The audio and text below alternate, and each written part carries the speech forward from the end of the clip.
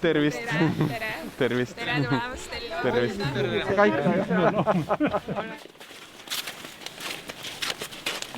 Hea Tartu linnapea, külalised, Elva valla rahvas.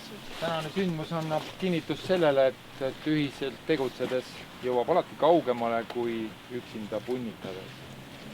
Ja mis valdkond saaks siis seda enam tõestada kui kultuurivaldkond, kus ühiselt suurprojekte tehes on võimalik teha märkimisväärseid asju. Võiks öelda niimoodi, et me oleme nüüd mitu aastat treeninud selle asja nimel ja täna seisame tegelikult stardijoonel, et alustada ühist maratoni siis 2024. aasta poole. Meil tuleb väga tore ja viljakas koostöö. Meie ambitsioonikas eesmärk on ka saada 1 miljon külastust kultuuripealinna aastal, et ma usun, et üheskoos me suudame selle ka täita. Aga aitäh! Ja tehke